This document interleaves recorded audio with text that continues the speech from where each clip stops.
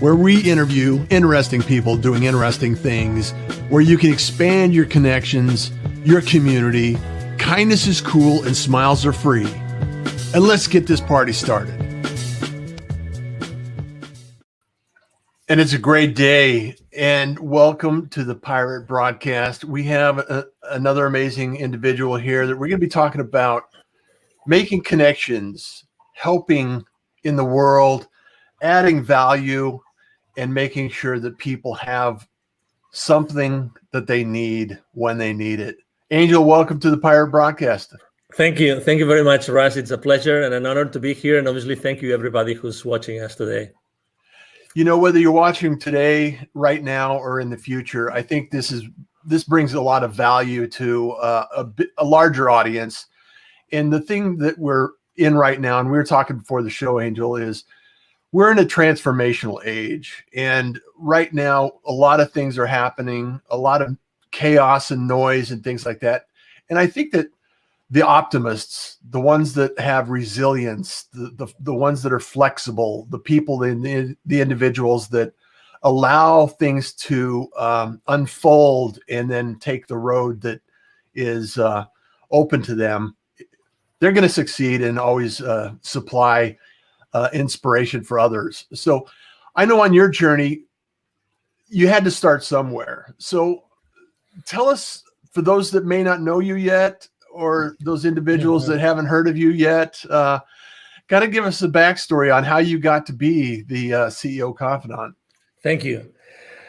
Yeah, I would say that probably the starting point was being in, low middle class family in Spain. I was born close to Barcelona, and I think that the big decision that my parents made was, number one, to put me to French lessons, to French language classes in my formal education system, and also to put me to English language lessons outside at the same time. So I was learning French and English at the same time. Wow. And I think that was probably the reason why I eventually have been doing what I have done, which is, really fast forward, like helping so many, more than 1,500 companies and their CEOs in more than 33 countries. Oh, I have always felt that my roots were everywhere. So I always felt comfortable living everywhere. Mm-hmm. I've lived in 8 different countries, although I've done business in more than 30 countries. But I always felt like everywhere was my home. And I could really thrive everywhere, regardless. I could thrive anywhere. I think that as much as obviously I have my preferred places in the world, right? But I could really live for some time anywhere, or I could be a real nomad. Having a family makes things a little bit complicated, but sure. But still, and I think that was the journey. I mean, when I was, I think it was in 7th grade, 8th grade, it was my first ever trip abroad. It was a summer in Scarborough, the famous Scarborough in the UK. Yeah. Where I moved, when I went from having to translate, when you learn a language, that is, you translate everything in your head, going from translating it into, language automation. You didn't have. I could speak English without thinking about it. Just saying it. Just expressing the concept, whatever that was.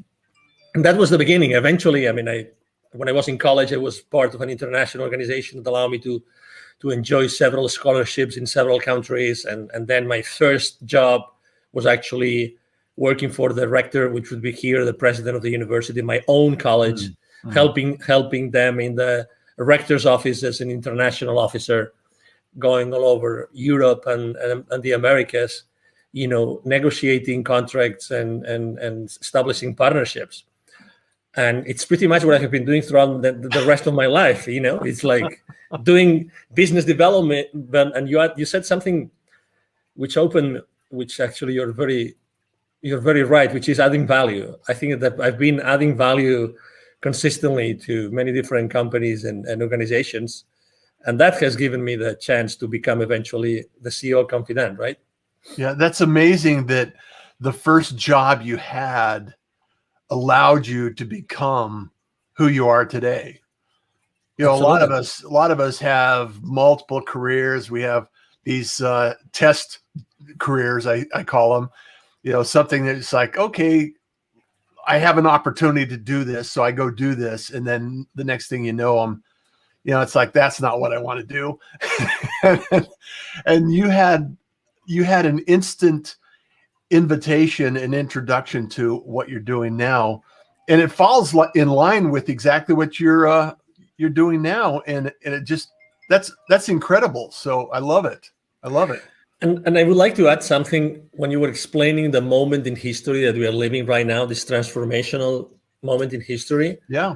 I would like to add an additional adjective to the ones that you mentioned, because I think it's very important. And we all have been the last 14 months kind of trying to figure out what's going on, right? What to do with our lives, blah, blah, blah. Creator. I think that right now it's the time of the creators. It's the time of the proactives. It's the time of those that want to take the lead in the world, and those that are willing to take the lead in the world, regardless of where they are today. I think it's going to be the ones that are going to be leading the world in the future. Yeah. There are so many opportunities out there. Like we were talking about before the show, is there's so many opportunities out there for business owners and, like you said, creators. My mantra is I wake up with gratitude, Angel. I create something every day. I work to help somebody every day. And then I just love the opportunity to inspire somebody every day. So, and that's what you're doing. You're inspiring CEOs and executives to think bigger, to think more impact. I mean, you help the top echelon of CEOs, and you're still also, for those that may not know this, is you're learn about entrepreneurship. So I want to make sure that when we talk about creative, about how you created that inspiration to those individuals in different communities that may not have the resources available to us in some, like Texas or Arizona. Exactly. Isn't it amazing? I mean, we didn't plan for it, but today it's the World Innovation Day, actually. So it is. How appropriate is that? Yeah, exactly. So, I mean, how else can we relate our conversation to innovation and creation and creativity, right? Uh-huh. So I moved. One of the countries I lived in when I moved from the UK to the Americas was Mexico. So I lived in Mexico for 10 years, and I was traveling all over the continent. And I was meeting with all those, I was meeting with all those CEOs and C-level executives and general managers, all these people, because the kind of business development work I was doing, it was basically closing business with the people in charge, with the leadership teams of those companies. Mm-hmm. But at the same time, as you know, as you've been in Latin America, it's very easy to see those manufacturing plants where you went to close business. It's very easy to see those in the outskirts of the cities, in the rural areas, all these places. And in those places, obviously, there's always poverty, and there's always kids that are asking you to do something. I remember clearly, very often, if not all the time, outside those manufacturing plants, there would be those kids coming to me and say, "Hey, senor, I would like to clean your car. I would like to wash your car. I would like to wash your windscreen. I would like to sell a bottle of water to you, or I would like to sell some gums or some candies," whatever it was, the way that they were making their ends meet, right? So I was always, like, in a matter of minutes, I was seeing all those kids in need, and I was dealing with, and I was talking to very powerful in terms of economy, people, right? And so at some point in 2015, I had this epiphany. I had this experience in which it was very clear to me that I had to help. If it wasn't me, who would be more experience prone to do this? Who had this experience of reaching out to the most powerful people in those companies, and at the same time acknowledging those kids in need? So it was and I reached out to a business partner and friend of mine, and then we brought his father in, and we started what today is Wisdom for Kids, and it's basically it's an international, charity, international non-profit organization. And what we do is we help underprivileged kids in Latin America become entrepreneurs using their local resources. And teaching kids, it's a non-stop source of inspiration, because kids are genuine, kids are spontaneous, kids are, not only they are our future, but also they have so many lessons to teach to us. Yes. I'm one of those parents. I have 3 kids. I'm one of those parents who strongly believe that the kids actually choose us and the kids are here to teach us lessons. So it's not only that we have to make sure that, they thrive and they grow and they're reliable, fully reliable when they become 18 or 21, whatever the age is. I believe that also they are in our lives to teach us some lessons. So we have to be wise enough, smart enough to be able to listen to the lessons that they have to teach us. And I think that historically speaking, we as parents have done a very poor job of listening to our kids. And I'm not meaning, I don't mean spoiling our kids. Yeah. Let's be clear. I just mean to have real, genuine conversations. I think that as true as it is, the statement that we often say that we become parents without a manual, and the kids come without, I think that the kids come with many lessons to teach. And we should be listening. We should be listening much more, more. And do you think it's because I've thought about this a lot, it's the statement, create like a 5-year-old. Yeah, absolutely. Because it's the creativity and the curiosity that a 5-year-old has, and the question why is it done that way? Why do we have to do it that way? And when we get older, we have a tendency to throw those questions out the door, and when in reality, like you said, we could learn from those lessons. Totally. Yeah. There's many questions, and there's many things that, and I still to this day, when we go to, not this past year, because unfortunately there were so many traveling restrictions, we couldn't go, but even the local volunteers we have in several places in Mexico, to give you an example, I mean, they have not been able to see the kids. We have not been able to really be in touch with them, and that's obviously very, very unfortunate. But when they ask you all sorts of questions, and anything is possible. That's the good thing, and we are very. I mean, the way we designed our workshops is also very unconventional. We focus much more in energy than knowledge, much more in experience than content, like entrepreneurial content, because those kids, to start with, many of them have self-esteem problems, and many of them, they have this reinforcement in which they're being told, this is your community and you will live here, and that's your these are your boundaries. You cannot leave this place, and you can only become this or this or that. So actually, in our workshops, we literally tell them and inspire them through different practices that they really can become whoever they want. They really can become whoever they want, and they really and we also have to be extremely respectful with the local culture. We are not there to disrupt their community. We are there to help their community grow. We are there to really help them become the difference and become. We're just talking about transformational, right? We are there to help them be transformational if that's what they want to be. And that's why also the role of their parents is so important. Yeah, I love the idea of being available to inspire people to, because like you said, the kids are the future. And if we could teach them some free thought, innovation, ask why, and the creativity that goes into that, and develop that skill, they're going to be creators in the future. They're going to be creating amazing things that we haven't even thought about yet. And with as many management consultants, as many theories, as many ways to help companies increase the engagement of the employees, and have the employees accountable, keep them accountable to the share, to the creation of shareholder value. You name it. There's so many things going on in the companies right now, in the organizations, in the world right now. Yeah. Why nobody has ever thought of consistently once a month bring all the kids of the employees, all the kids once a month, and have an amazing brainstorming session with those kids and just listen to them, honestly, and just listen to them. I mean, I really don't know why nobody's doing this. Maybe because I think you could probably instigate that, don't you? Oh, absolutely.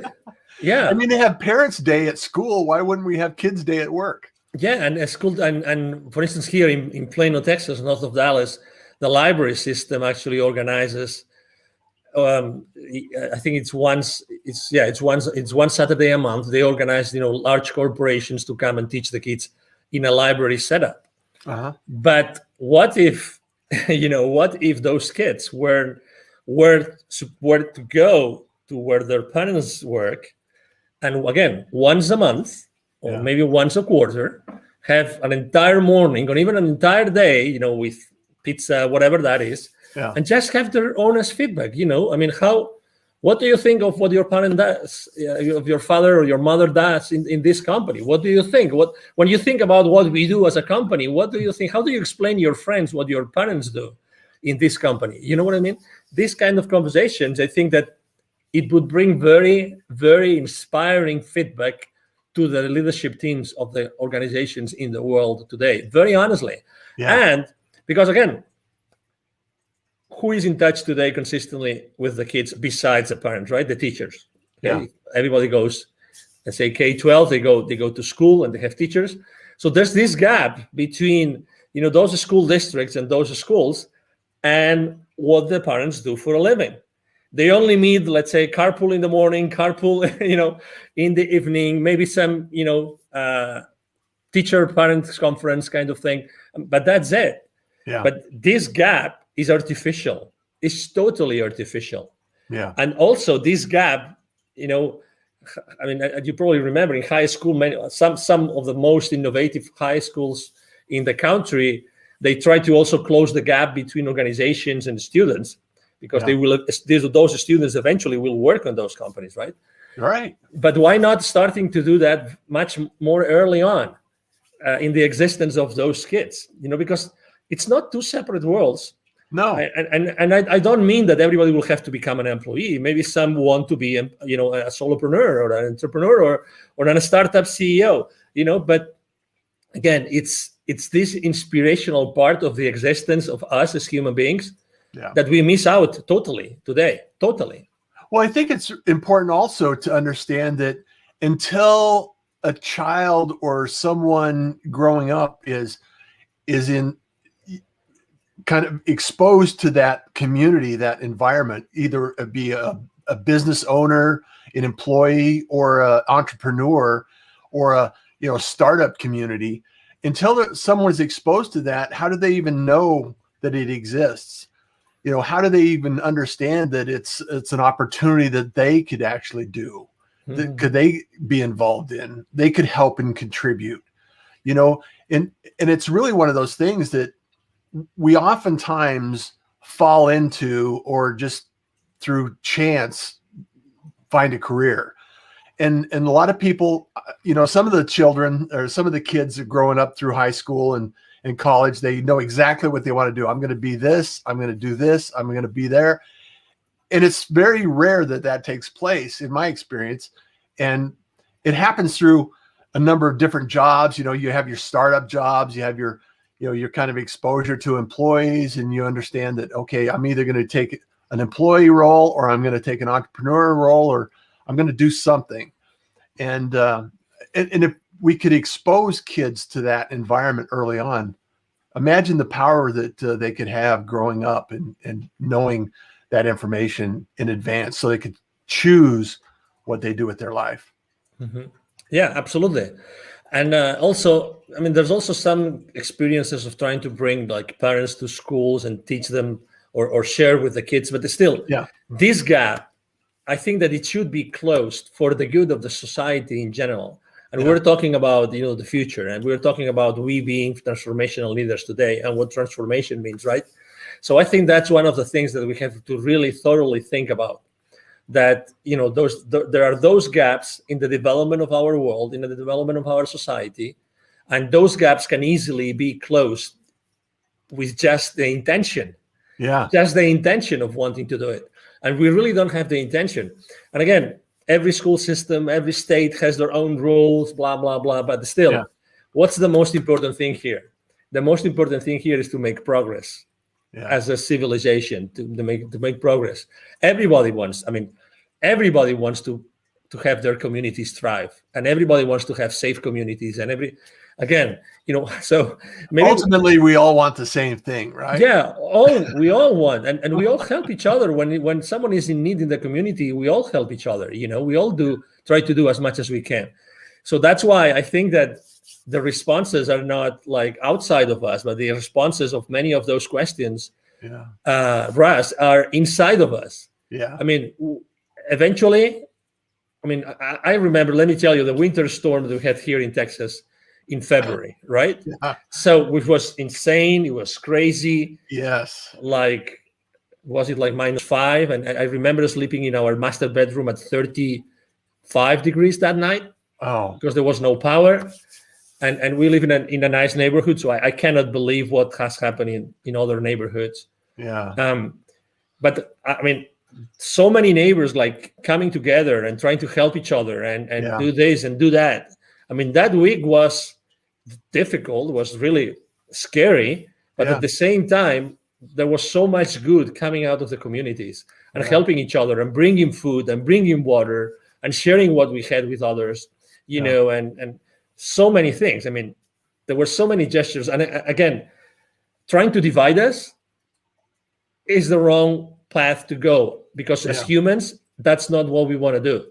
As humans, we all want to really help each other. That's who we are. And nobody can change this. We really want to help each other, and we understand each other. And again, going back to the kids, that's why being or having a nonprofit working for kids is so important, is that we go back to the kids again. The kids have the kids have the answer. The kids are the answer to so many things in this world, and the future is being built by them. And again, we should pay much more attention to what the kids represent in our world, and really have them more present in the decisions that we make every single day. Well, the seed has been planted on World Innovation Day. So I want to give a shout out to some of the people that joined us here, Angel. Angie, good morning, everyone. Pirate. Kate O'Hare's here this morning. Good morning, Russ. Hi, Jeffrey Kate. Berger says, good morning, Pirates, from Western New York, where it's snowing. It's still snowing in Western New York. Look at that. Glad to join you this morning. It's cold in Texas too. Yeah. It's cold in Texas today too. I don't know about Arizona, but here in Dallas, it's cold today. Oh, man. Jeffrey, snow in Michigan, left Florida last week. So agree with you, Angel. Game changers, change before change is required. We need to be creators to make a difference. Love your nuggets. Thank you so much, Jeffrey, for being here. Kate O'Hare, I'm in Cape Coral, Florida, taking care of my mom's estate. Get back to Florida. Thanks, it's high. Sheila Chamberlain joining us in. Hello. Hello. Kate says, I agree with Angel. It's our creator. It could be that we have the pandemic to remind us to come back to our roots. Absolutely. Go ahead. No. I was just gonna say. I love to interact with the audience, but oh my God. Let's say. I don't know if you have kids, Russ, but probably a lot of people have kids. So if you have a kid who is a rebel, right? If you have a kid, every single kid is different. I have three children. Every single one of them is different, right? So. Yep. What do we do? Do we kick them out? What do we really do? Yeah. Is there anything that we don't do for our kids? Is there anything that we don't consider? Is there any option that in order to help our kids we don't consider? Of course not, because they are blood of our blood. Yeah. They're ourselves, right? So it's the same with the rest of the world. I really believe that it makes no difference to deal with our kids or someone else's kids or anybody else that we work with and that we interact with. There's really no big difference. Yeah. Well, and if we don't offer the opportunity to plant those seeds and nurture that idea and that concept, somebody else will. And it's not always a good option. Yeah. And at-risk kids are out there, and we need to do everything we can to help them find a positive outcome in their life and a journey that they can follow and appreciate and help others as well. And I think planting that seed is really so.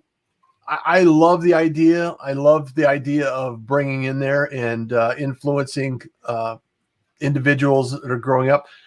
And so in your CEO community, how would you go about thinking of this kind of concept and planting that seed? Yeah, that's a great question. And sometimes people ask me, what kind of clients do you work with? I mean, is there a particular industry, is there a particular vertical? I always say the same thing. I work with, with business leaders who really want to change, who really want to leave a legacy, and who really want to make the world a better place. Okay. So it's in alignment with the idea that we just talked about. Exactly. Yeah. So I don't want to attract people that I don't resonate with. Yeah. So that's why I've worked with, so many different, markets and verticals and industries and countries.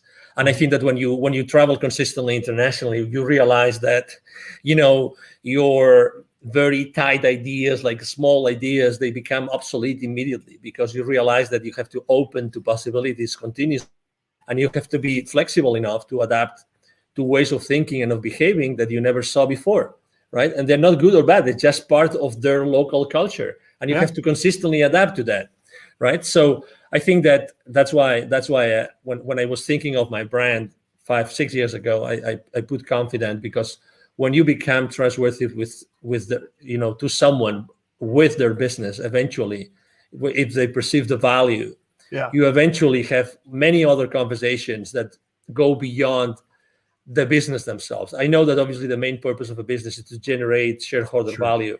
Right. It's very clear that that's the case, to create shareholder value for this, for the shareholders, for the people that put the risk and put the money to start with, and they keep on doing it every single day. But there's still a higher purpose. There's still a higher purpose. And I believe that companies really, if they want to, they can really work with these principles, and they can really incorporate more of those principles as an organization, not only with the business leaders. Yeah. I truly believe that it's an amazing opportunity for us to make changes, drastic changes. And a lot of people through the last 14 months, like you mentioned, have kind of set back, identified some of the things that they may not need to do on the future. Business is going to change, lives are going to change. And for you and I in conversation, sometimes this is a better outcome than we could ever imagine. And because a lot of times trauma is what makes the change. It causes and forces us to think about things that we hadn't thought of before. So I really want to thank you, Angel, for being here, sharing these ideas. I think we could go on for a few hours and talk about these ideas. You bet. Because there's so many people that need your help and need your service and need your support. And if you're not connected with Angel, reach out, tell him you're a pirate. Make sure that the connection and the conversations take place. Where do you like people to reach out to you, Angel? Thank you. Yes, it's my email address. It's my direct email address. Either my team or myself respond to all the messages. It's very easy. It's Angel, ANGEL, at angelribo.com. Ribo is my last name. It's spelled like R-I-B as in boy O. Angel at angelribo.com. I'm very active online on all social media platforms. I'm on LinkedIn all the time, posting every single day. So it will be a pleasure to be in touch with you. And Jeffrey says, yes. We need to get out of the old school model, go to school, get an education, find a nice, safe job. No such thing. All options should be taught early on for the kids to really decide where and what they want to do. So good, Russ. Great talk this morning, guys. Angel, it's a pleasure. Thank you. Thank you for being a pirate, for being here. I am a pirate moving forward. I love this. And as always, everyone, make those connections, start those conversations. We're so close that we can't even sometimes see the differences. And through those conversations, we always know that kindness is cool. And smiles are free. So thank you, Angel. Thank you. Don't go away. We'll be right back. Bye. Thank you for joining the Pirate Broadcast. If you found this content valuable, please like, comment, and share it across your social media channels. I would love the opportunity to help others grow in their business. The Pirate Syndicate is a platform where you show up, we produce the show. It's that easy. If you want to be seen, be heard, and be talked